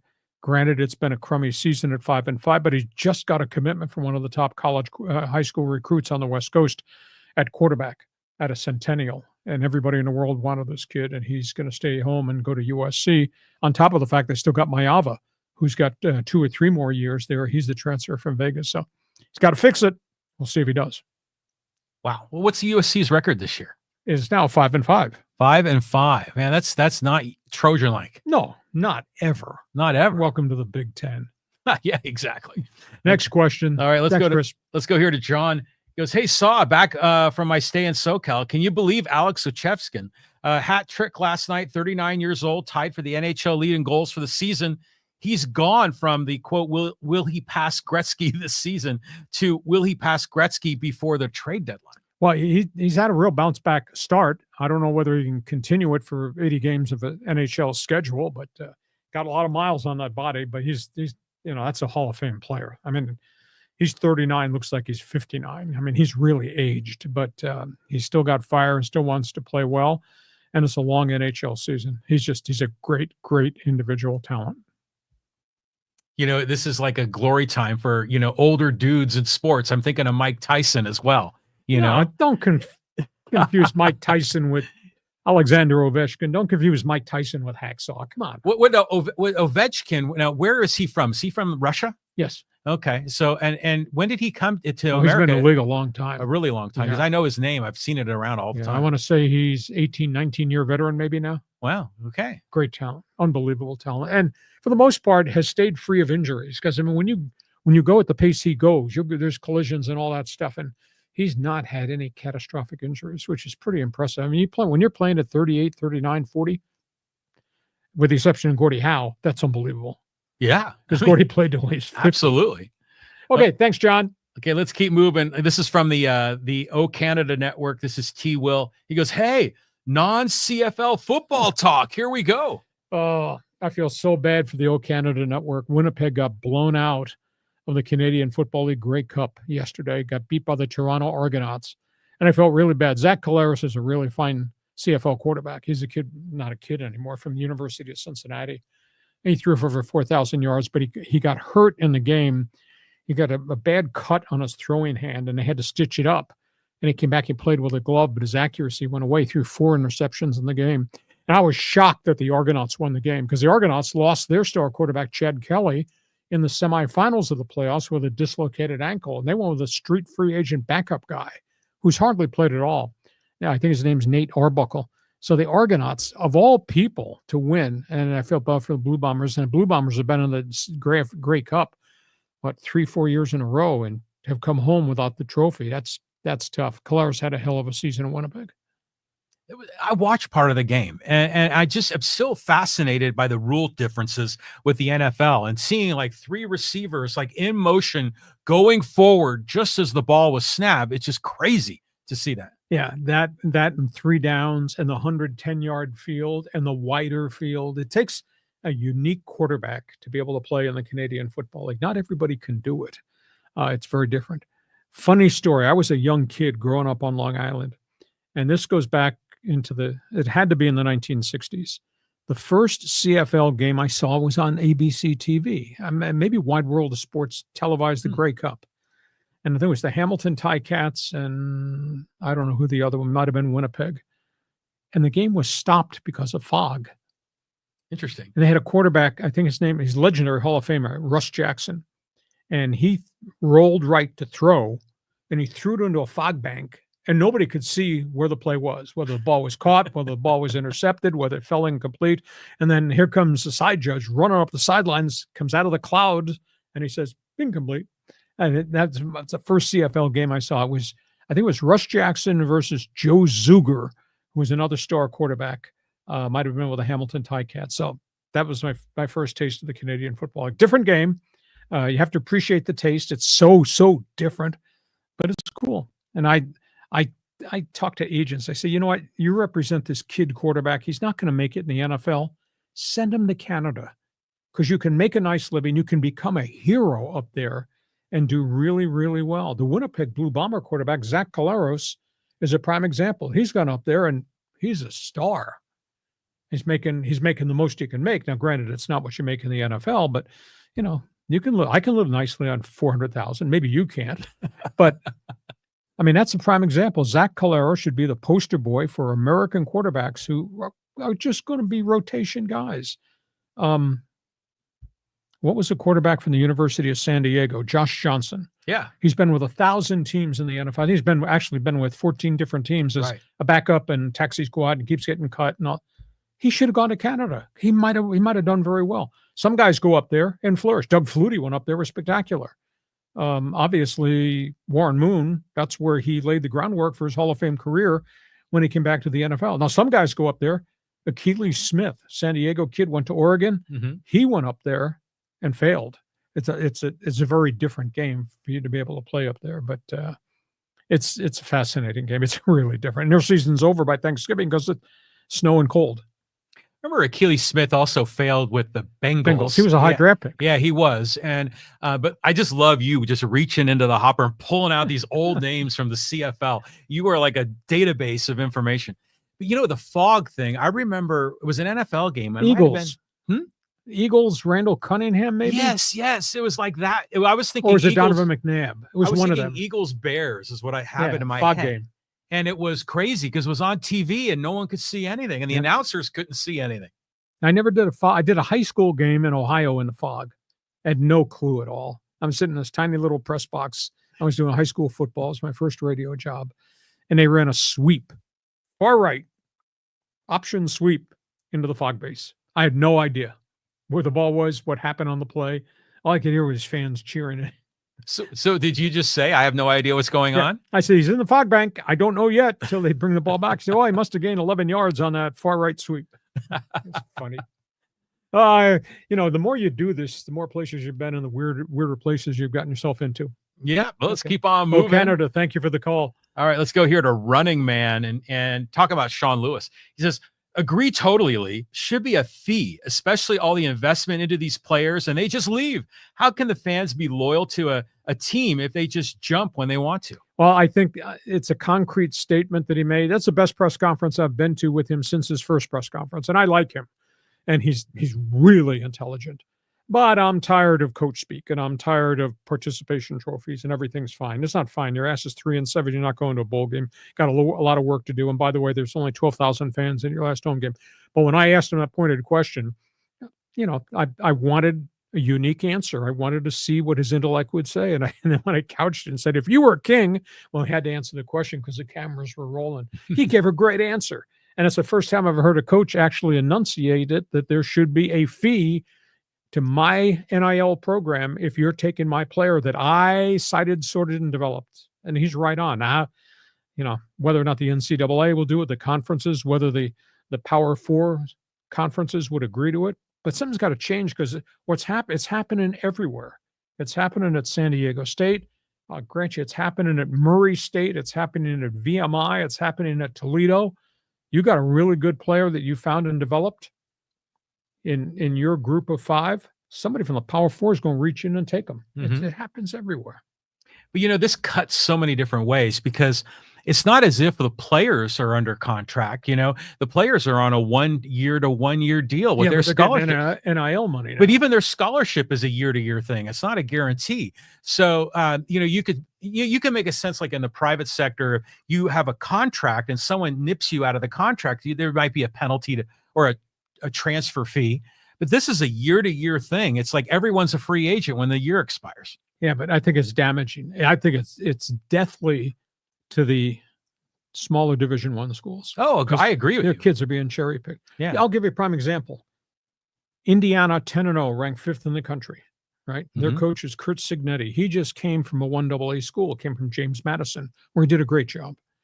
He hauled out 5 or 6 kids from where he was at James Madison and took him to IU, and they're all playing. His quarterback is from my alma mater, Ohio U, mm-hmm. Nathan Rourke, or Curtis Rourke. Nathan is his brother, plays in the Canadian League. That kid set all the passing records at Ohio U, and Indiana bought him with an NIL price. So OU loses their superstar record-setting quarterback, and they don't get anything for it. And it's happening everywhere. So there's got to be something structurally different as to how the NIL operates, how the transfer portal operates. And what Sean Lewis said today, I think it's unbelievably intelligent about there needs to be compensation. If you're taking my best player, my school needs to be compensated so we can go get other players. Makes sense. Yeah, it does make sense. Well, here's another comment. We were talking about the Aztecs, and you said when you were the voice of the Aztecs in the early 90s, they were filling up the stadium. Force Ghost Fabio says, gas was $1 when San Diego State was filling stadiums. Well, we did. I think I did the Aztecs. The first, I've done them multiple times when they were on our station, but it was 90, 91, 92, I believe, was the Marshall Faulk era. And I mean, the stories about it, where that kid came from and how he developed is just staggering. You know, when they opened training camp his freshman year, he was the 7th running back on the depth chart. And they had a controlled scrimmage on the backfield, the first summer scrimmage of camp. And he got to play 2 series at the end of the day. It was hot. There was no grass. It was a dirt field. It was just ragtag. He ran for 2 touchdowns on sweeps. And I said, wow. Well, he wound up being a starting running back that year, and he had a 386-yard game against the University of Pacific. I remember that. With 5 touchdowns. I mean, he just set the NCAA record at that point of 386 yards. But that was a special era, and they had JUCO transfers. They did not have any Division I bounce backs, but Marshall Faulk was a defensive back from Louisiana who had hurt his knee, and nobody wanted to recruit him as a running back. And San Diego State said, you come, we'll put you on the depth chart. You prove yourself. And he did that first scrimmage in the dirt, and he became a superstar. I mean, he gave them 3 unbelievable years, and he was obviously a Heisman Trophy finalist and all-time record-setting running back, et cetera, and first-round pick in the National Football League. But it was electric what they were doing. And Al Luganville was the coach, and he threw the damn ball down the field. He had NFL players all over the place. I mean, he had wide receiver with the Bengals, Darnay Scott. Yeah.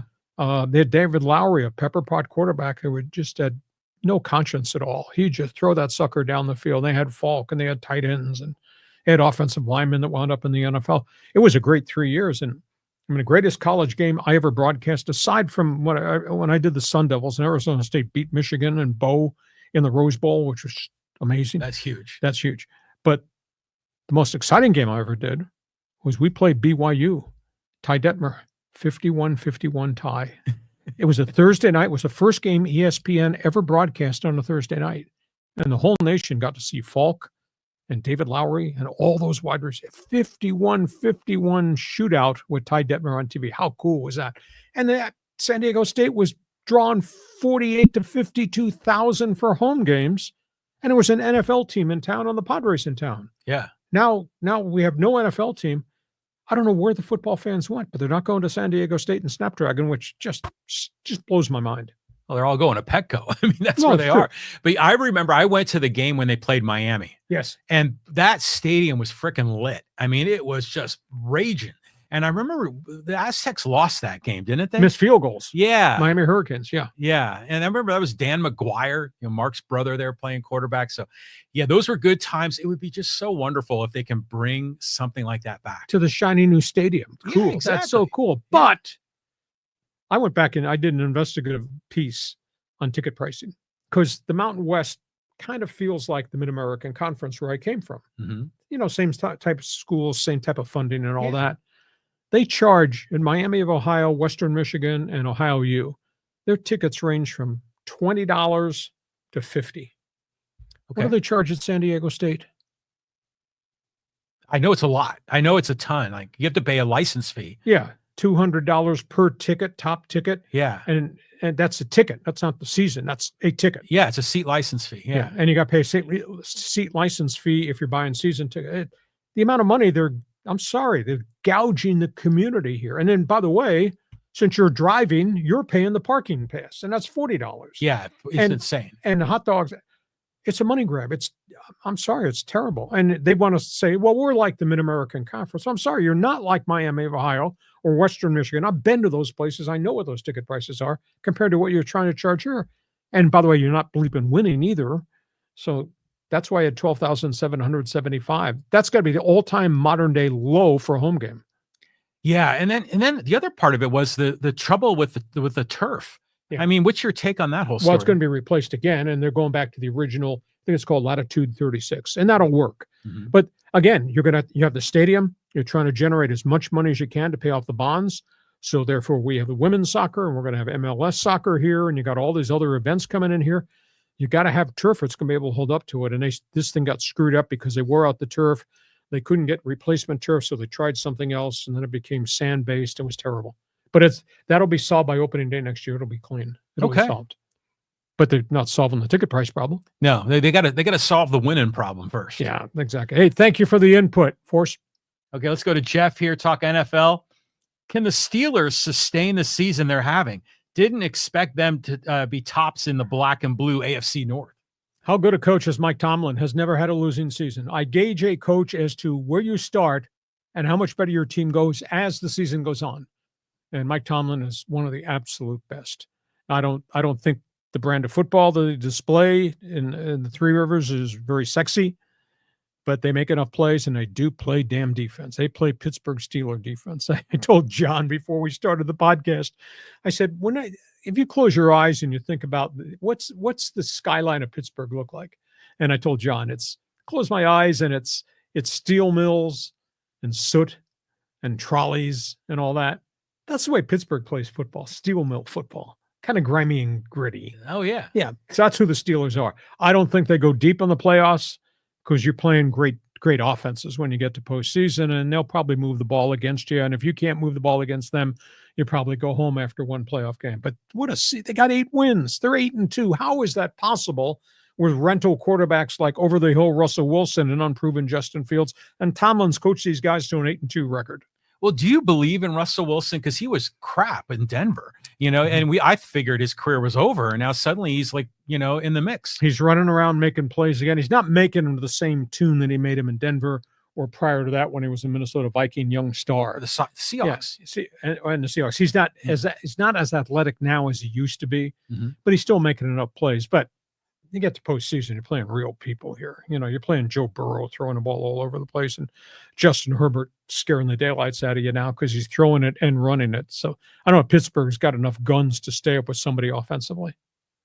Still, I mean, you're right. It's amazing. They're 8-2, I think. Oh yeah, which is just incredible. So the description of Steeler football: grit and grime. Yeah, there we go. Thank you for the comment, Jeff. Okay, let's go to do some social medias here. And let's talk. What's another comment on the Steelers-Ravens game? And this is from Jared. He goes, "Never doubt Steeler football, especially against the Ratbirds." All I could think of at the end of that Steeler game was my late friend, longtime broadcaster, sports writer in Pittsburgh, Myron Cope. Oh yeah, and he had this twang when he spoke. You could hardly understand him because it was a Pittsburghese twang, and he used to say at the end of the game, "Oy vey. Steelers win." It's just, and he was cut from a different cloth for sure. He was 1950s guy, journalist, but do you ever see that portrait they did of Franco Harris with the sledgehammer? Sure. Oh, because he looked like he was like a coal miner guy. It's that whole thing. So yeah. So Steelers are okay right now. We'll just see if they go deep in the playoffs. But I don't know anybody aside from I'm married to a Steeler fan. I don't know anybody that thought this would be an 8-2 football team, except the Steeler fan in my house. Yeah, no way. They had no hope. When they had the 2 quarterbacks and you didn't know what was going to happen, it's going to be a mess. Yeah, I tell the story about. I told John this. My wife's West Virginia, big Steeler fan, big Pirate fan. Anything Pittsburgh's a fan of. She'd sit there and watch a Steeler game, and she'd be barking. She'd be barking at Ben Roethlisberger at the end of his career, throwing interceptions. She'd stand up, and the stuff that came out of her mouth when he'd throw picks, she yelled at the TV one time so loud she scared the golden retriever.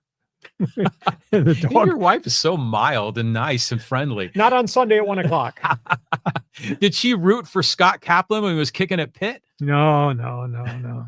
Greatest story I can tell. I was dating my wife before we got married. I tried to impress her. I was a talk show host in Cleveland. Mm-hmm. Yeah, okay? that's I don't know if I was a star, but I was a star. Yeah. So I was trying to impress her. So I got her tickets for the Browns-Steelers game in Cleveland. Those are impossible to get, but I got them. And she took her father to the game, not me. Well, were you there probably as part of your job, though, right? Oh, yeah, I could cover it too, but yeah, she took her father to the game. Absolutely amazing. Okay, enough with me. Next question, social media. Go ahead. All right, here. Let's talk a little bit about the Chargers. This is from Aaron. He goes, the biggest knocks to this team so far is that they haven't beat winning teams. I think are largely blown out of proportion. The Steelers and the Chiefs were lucky to play an injured quarterback with an injured offensive line. Herbert hasn't gotten going until he got healthy. And I guarantee the Chargers would be at least 8-1 with wins over the Cards and the Chiefs if they were playing at the same capacity. Everybody's got injuries, so I think you have to wash that explanation out. That being said, as I talked about last Thursday, the Chargers won their first 6 games against teams that had a combined record of 17-40. They didn't play anybody. Either had a rookie quarterback or somebody's backup journeyman quarterback. Now, these next 5 games, starting with the Cincinnati win, the next 5 games, the composite record of the teams they're playing, which included the Bengals, is 30-19.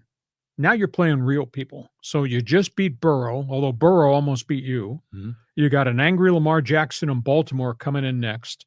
You go to Atlanta, where Kirk Cousins plays lights out in Atlanta. Then you got to go to Arrowhead to play Mahomes, and then you get the 25 touchdown quarterback, Baker Mayfield, Tampa Bay. So these 5 games decide the legitimacy of the Chargers. And you got Justin Herbert, but the fact that they almost gave that thing away in the second half because they were chargering, they were. That scares the daylights out of me because I still don't know how complete a team they are defensively. I have no doubt that a healthy Herbert, throwing and running with all the other combo stuff, he's made those receivers better and better. That's a dangerous offensive team, but I don't know about their defense right now. And the fact that you allowed Cincinnati to score on all those possessions in the second half and almost lost that game, holy mackerel. Well, I saw some of those runs that he had. He was just galloping for 20 yards at a time. Well, he's 6'6". He's a long strider. Yeah, and I imagine the ankle, everything's healed, but just on the running game alone, who do you like better, Herbert or Josh Allen? Josh Allen's much more physical. I worry about Herbert. Herbert he got spun around in the pocket and was trying to break containment. I thought it was going to be a head-on collision. It was going to knock him out of the game. I thought he was going to get knocked into next year. And luckily, the Bengals player didn't bury him. The Bengals player knew he was going down, and he could have popped him face-to-face and probably would have knocked him out. And I was really worried that he got lit. And luckily, the Bengal player pulled off because he knew Herbert was going down. He was not going to bury him. But no, Josh Allen is so much bigger and much more physical. Herbert's faster. There's no doubt about that. But that run that Josh Allen made at the end of that game on Sunday was fantastic. Yeah. What do you think about Ladd McConkey? He was pretty good. He's always been pretty good. He's a great route runner. He's tough as nails. Mm-hmm. He gets banged around a lot, but he's good. Quentin Johnston is starting to look like the player that they thought he could be. I mean, he's played much better route running, dependability, catching passes, and even going into traffic and getting some. He looks so different now than he did a year ago. He's just a young pup out of TCU a year ago. So I like the package of school people around him. I still got reservations about their defense. We'll see. But they checked off one box. They beat a good quarterback in Burrows, but they almost gave that game back. That still scares me. And Baltimore comes in. Baltimore's really going to be angry after losing in Pittsburgh. Yeah, it's going to be a great game to watch. Oh, yeah. And by the way, Quentin Johnston was giving Ladd McConkey all the love for that big catch near the end of the game. So it's nice seeing the teammates supporting each other. Pretty good offense. On we go. Thank you for joining us. Okay, let's talk a little Clippers here, and this is with Chuck. He says, it's a shame that Steve Ballmer bought a cursed organization, but why stop there? Why not also buy the Angels? Maybe the two curses will negate themselves. Well, I was told that there has been conversation back when Artie Moreno actually put the Angels up for sale. There was conversation, would Ballmer want to be an investor? Would Ballmer want to take over control? Ballmer equals brilliance. I mean, corporate-wise, who he ran Microsoft? Yeah, he was the CEO or the president under Bill Gates. He is unbelievably gifted intellectually from a business standpoint. Yeah, so, I don't know whether or not he wants to venture farther into ownership and do other things. But he did write the check to build the Intuit Dome, the brand new arena there. And I think he's going to be a player in free agency a year from now. And, he's got to rebuild it. They've just tried twice with star players and have had injuries have wiped him out. The first time, Blake Griffin. Now this time, Kawhi Leonard. And so there'll be another round of free agency. And I think he'll be back in the marketplace, try to lure people to the second biggest market in the country, LA. See, it just goes to show you say great organizations win championships, but you could still have a great owner who's trying like hell to build a great organization and have bad luck and things don't work. And there's just, it's amazing that there are some teams that have been able to sustain it for so long. And there are other teams that have it and screw it all up. You didn't mention Jeannie Buss, did you? Lakers? Maybe the first family of football. You talking about them Oh, too? that too. Okay, thanks for joining us. Okay, let's go here. Let's talk about the MLB Rookie of the Year, which, by the way, they're going to announce that in a few hours. And this is from Joel, and he says, Skeens is going to win it. Merrill would win it pretty much any other season, but Skeens was arguably the best pitcher in baseball since he came up in May, and his numbers are historically good. Also, whether right or wrong, they don't usually take team success into consideration with Rookie of the Year. That's more of an MVP criteria. Not a bad argument. I concur with you. But Jackson Merrill played such an integral role, and his statistics across the board in all those games he played, and he played all the games. He didn't pitch once a week. I think Jackson Merrill rates above Churio, and Churio had a good back half of the season in Milwaukee, but his was kind of a half campaign. I mean, Jackson Merrill did it right from the get-go, and he did it with his glove. He did it with his bat. He did it with speed on the bases and grit. What's the Peanuts character? Pigpen? So he's got dirt on him. That's what I see. I see Jackson Merrill, and I think of Pigpen all the time. Pigpen. Yeah. I remember him. Yeah. You always had a cloud of dust around him. But, Jackson Merrill won the Silver Sluggers. He was the best hitting center fielder in the National League. I mean, it's amazing. I mean, what a rookie year. There's no doubt Skeens was just physically dominant, but he pitched once a week. And by the way, where did his team finish? So I think Merrill had a bigger impact on Padres' success than Skeens had on Pirates' success. And Churio had a nice season, but so did Willie Adames and a whole bunch of other people. And Churio only did it for about the back half of the schedule. So I'm not biased. I'm just saying I like Pigpen more than I like anybody else. Well, we're going to find out at 3:00 Pacific time today. Let's do one more here. One more. Let's talk a little Padres Dodgers, and this rivalry is always lit. HCF says, hey, nice try, Padre. Nice effort, but no cigar. You'll be and continue to be second fiddle to the Dodgers. The rich are getting richer. Get used to it. Dodgers rule.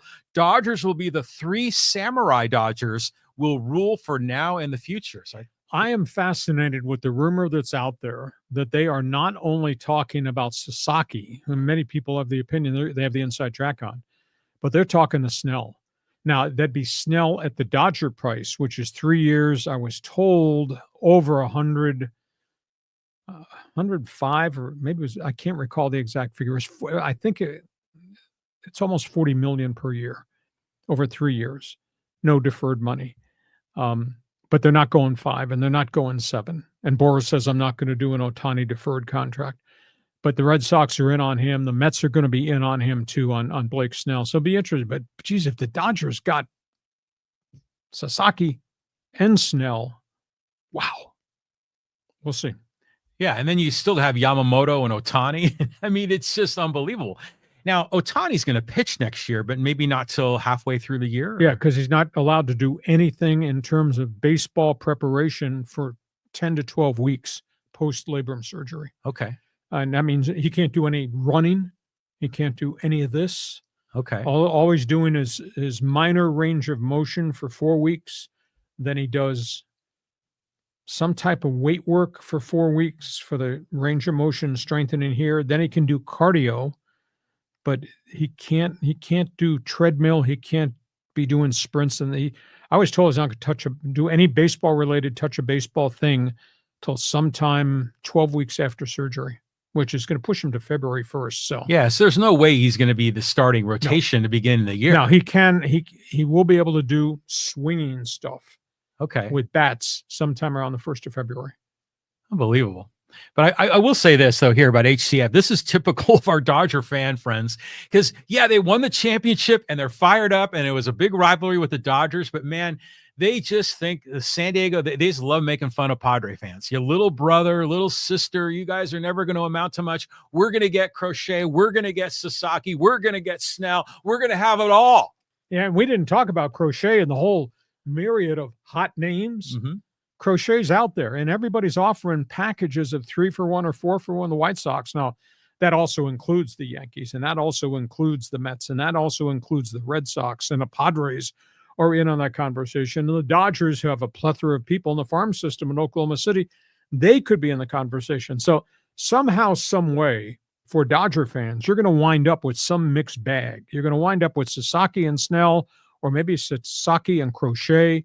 It's going to be fascinating to see. So winter baseball meetings, 1st of December. Don't miss our podcast. There'll be a lot there to cover.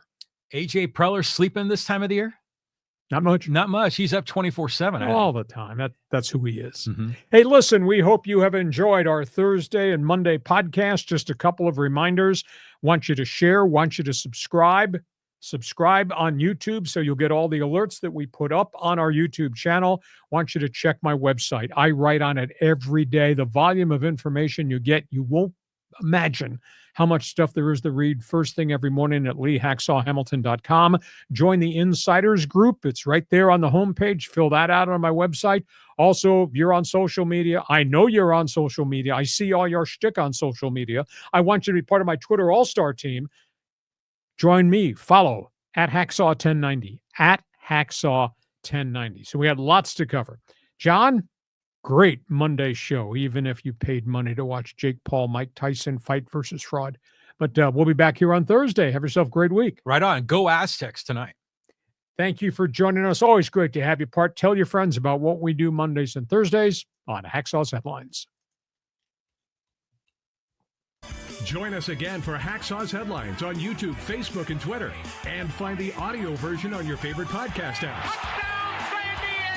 For more content, go to leehacksawhamilton.com.